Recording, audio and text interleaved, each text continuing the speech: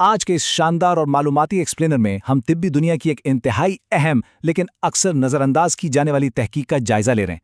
ہم پروسٹیٹ کی صحت کے بارے میں بات کریں گے تاکہ یہ سمجھ سکیں کہ جسم کے اس چھوٹے سے حصے میں ہونے والی تبدیلیاں آخر پورے جسم پر کیسے اثر انداز ہوتی ہیں۔ چاہے وہ عام مسائل ہوں یا پھر زندگی کے لیے کوئی سنگین خطرہ، انہیں جاننا بہت ضروری ہے، کیونکہ صحت کے معاملے میں درست معلومات ہی سب سے بڑی طاقت ہے۔ تو چلیے شروع کرتے ہیں۔ ٹھیک ہے، آئیے اس پر تفصیل سے بات کرتے ہیں۔ آج کے سفر میں ہم پروسٹیٹ گلینڈ کی بنیادی ساخت، اس کے عام انفیکشنز، علاج کے طریقوں، کینسر کی پیچیدگیوں اور آخر میں گردوں پر پڑنے والے اس کے اثرات کا جائزہ لیں گے۔ یہ سب معلومات بہت آسان اور منطقی انداز میں سمجھی جائیں گی۔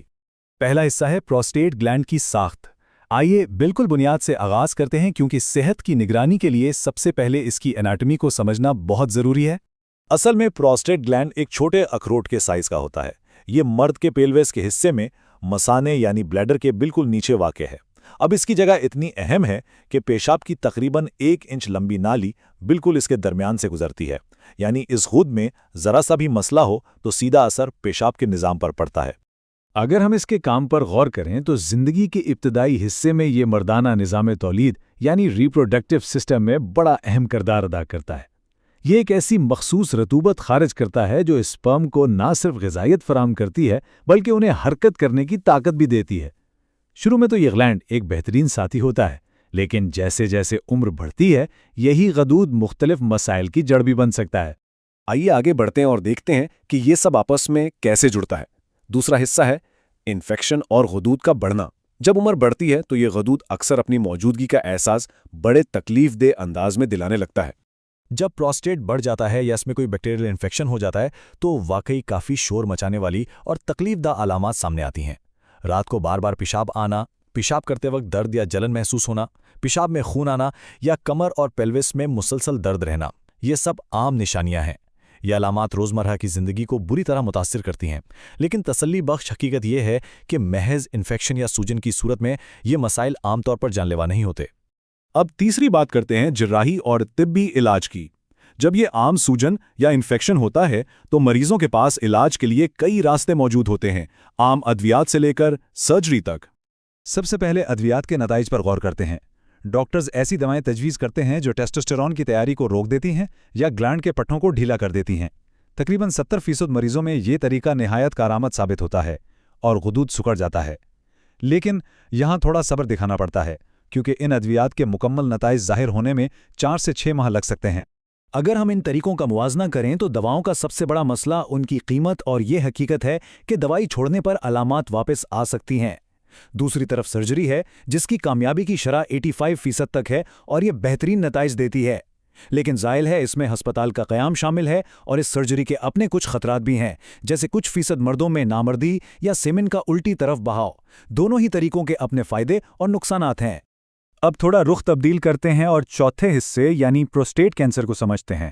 یہ ایک خاموش اور انتہائی سنگین خطرہ ہے۔ یہ جان کر واقعی حیرت ہوتی ہے کہ امریکہ میں پھیپھڑوں کے کینسر کے بعد مردوں کو متاثر کرنے والا یہ دوسرا سب سے عام کینسر ہے۔ آخر اس بیماری کے اسباب کیا ہیں؟ 55 سال سے زیادہ عمر ہونا تو ایک واضح فیکٹر ہے، لیکن جدید تحقیق کچھ اور حیران کن باتیں بھی بتاتی ہے۔ روزمرہ کی خوراک میں زیادہ چکنائی جیسے دودھ کی بالائی، مکھن، پنیر اور کریم کا زیادہ استعمال اس کینسر کے بڑھنے میں اہم کردار ادا کرتا ہے۔ اس کے علاوہ مردانہ نسبندی یعنی ویسیکٹومی کا پچھلا آپریشن اور خاندانی تاریخ بھی اس کے خطرے کو بڑھا سکتی ہے۔ یہ عدد دیکھیے، 173%۔ یہ واقعی ایک ہوش اڑا دینے والا فگر ہے۔ 1973 سے لے کر 1993 تک کی 2 دہائیوں میں اس کینسر کی تشخیص میں اتنا بڑا اضافہ ریکارڈ کیا گیا۔ اب اس کا مطلب یہ ہرگز نہیں تھا کہ اچانک سے یہ بیماری ہر جگہ پھیل گئی تھی۔ اصل وجہ یہ تھی کہ ہمارے پاس جدید مشینیں اور تشخیص کے نئے طریقے آ گئے تھے، جنہوں نے اس خاموش بیماری کو شروع میں ہی پکڑنا شروع کر دیا تھا۔ اب اس حکمت عملی کے بارے میں جو بات سب سے زیادہ دلچسپ ہے وہ اس بیماری کے علاج کا طبی رویہ ہے۔ پروسٹیٹ کینسر کے 10 میں سے 9 کیسز بالکل خاموش رہتے ہیں اور انتہائی سست رفتاری سے بڑھتے ہیں۔ اسی لیے ماہرین یہ تسلیم کرتے ہیں کہ بڑی عمر کے افراد میں بعض اوقات دیکھو اور انتظار کرو کی حکمت عملی ہی بہتر ہوتی ہے، تاکہ مریض جارحانہ سرجری کی تکلیف سے بچ کر ایک نارمل اور پرسکون زندگی گزار سکے۔